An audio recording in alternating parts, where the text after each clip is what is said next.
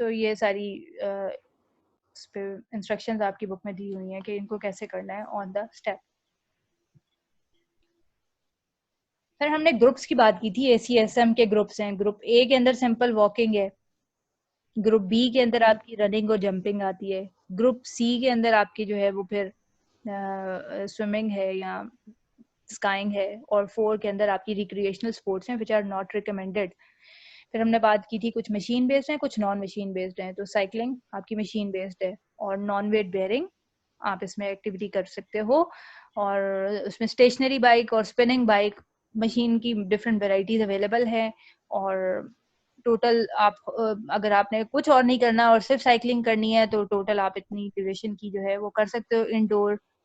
अब इसमें भी पोजीशन मैटर करती है ना, पोस्चर मैटर करता है। अब इसमें सैडल, जो साइकिल का सैडल है उसकी पोजीशन भी मैटर करती है, सो वो भी एडजस्ट करनी चाहिए विद रिस्पेक्ट टू पार्टिसिपेंट। और intensity depend on the speed, load on the bike, time, और बेसिकली जो एक्सरसाइज का पूरा वॉल्यूम है that is a combo of intensity, frequency, time and duration. तो वो सारी चीजें जो एक्सरसाइज प्रिस्क्रिप्शन में हमने पहले पढ़ी थी, तो उन सबको आपको यहाँ पे प्लान करके देना है पेशेंट को। ऐसे ही रफली नहीं कह देना कि ठीक है साइकिलिंग ठीक है आप साइकिलिंग कर लें, उसको प्रॉपर मॉनिटर करना है, क्या ड्यूरेशन है, कितनी फ्रीक्वेंसी है, और फिर स्पीड क्या होनी चाहिए, और उसकी इंटेंसिटी को आपने साथ साथ मॉनिटर करना है in the form of heart rate, in the form of blood pressure, और in the form of VO2 maximum. ये सारी चीजें हम पहले कर चुके थे, तो वो ऑन गोइंग मॉनिटरिंग भी जो है वो आप साथ साथ इसके करवा सकते हो। तो कुछ बाइक्स आपकी स्टेशनरी हैं और कुछ जो है वो फिर आपकी स्पिनिंग बाइक्स हैं, फिर डिफरेंट मोड्स आपको साइकिल के अंदर भी मिल सकते हैं। आउटडोर जैसे साइकिलिंग है, तो ये भी वही कर सकता है ना जिसको स्किल है, वैसे तो नहीं कर सकते।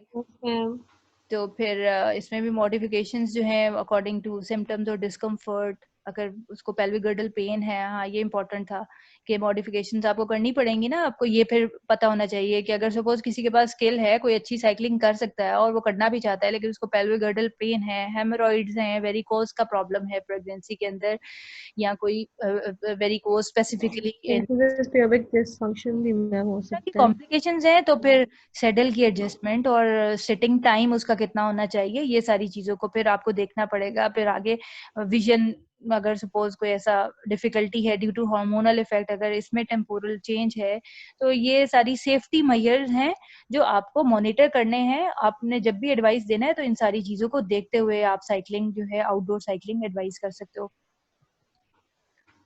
फिर आपका वॉकिंग, जॉगिंग और रनिंग ग्रुप ए और ग्रुप बी की एक्टिविटीज हैं, जो ट्रेडमिल पे भी हो सकती है, आउटडोर भी हो सकती है। So walking briskly requires attention to posture and, अच्छा वॉकिंग जो है अगर आप ये देखो कि वॉकिंग वॉकिंग एक ऐसी एक्टिविटी है जिसके अंदर आप automatically you try to correct your posture. जब भी आप वॉक करते हो, अगर आप कभी जज्बा जागता है वॉक करने का, तो हम बहुत सीधे होके वॉक कर रहे होते हैं, अपनी बॉडी को बड़े करेक्ट पोस्चर में रख रहे होते हैं। तो ये बड़ी आइडियल सी एक्टिविटी है जो आप प्रेगनेंसी में भी रिकमेंड कर सकते हो, because you automatically try to be in a good posture. और good posture, erect standing posture क्या होता है तो यहाँ पे मेंशन है।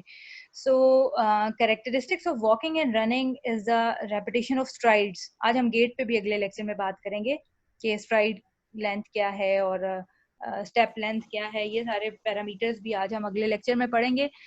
सो ये बेसिकली आपकी वॉकिंग और रनिंग की कैरेक्टरिस्टिक्स हैं कि ये लो इम्पैक्ट होती हैं। And what is meant by low impact, 1 to 2% of your body weight. और मीडियम, अगर जॉगिंग है तो मीडियम इम्पैक्ट है। और विद हाई फ्रीक्वेंसी आप वॉकिंग कर रहे होते हो, यानी नंबर ऑफ स्टेप्स आपके डेफिनेटली ज्यादा होते हैं।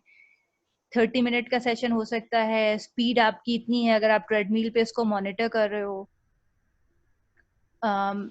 और फिर सो ऑल दीज थिंग्स जो आप वाइल डिजाइनिंग, अगर आप किसी को वॉक भी रिकमेंड कर रहे हो तो आपको प्रॉपर ड्यूरेशन, प्रॉपर उसकी फ्रीक्वेंसी, कितने स्टेप्स उसको लेने चाहिए, पीडोमीटर से वो उसको कर सकता है, सिंपल आप उसको कैलकुलेट कर सकते हो।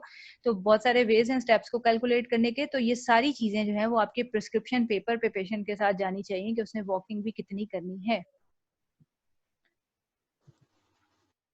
फिर मेरे ख्याल में ये लास्ट पार्ट है जो एरोबिक्स में आ रहा है, जो आपकी ये कौन से ग्रुप की एक्टिविटी है? मैम ये लास्ट ग्रुप था water and exercise and swimming. ACSM guidelines के according group ma'am ma'am ACSM guideline में ये कौन सा ग्रुप था? सी ग्रुप सी जी, this was group C. So 30 group C में और short interval of 10 to 15 minute, it depends. तो अब इसमें अगर कोई स्किलफुल भी है, एक और भी कंसर्न है ना, अगर कोई स्किलफुल भी है तो फिर भी हाइजीन का प्रॉब्लम है ना। अगर आप कंबाइंड पूल यूज करा रहे हो तो फिर इन्फेक्शंस के रिस्क जो है वो, और बिकॉज प्रेगनेंसी के अंदर वैसे ही इन्फेक्शन का रिस्क बढ़ा हुआ होता है, तो इसलिए इसको भी जो है वो ख्याल रखने की जरूरत होती है। सो बहरहाल option is there. So this was all about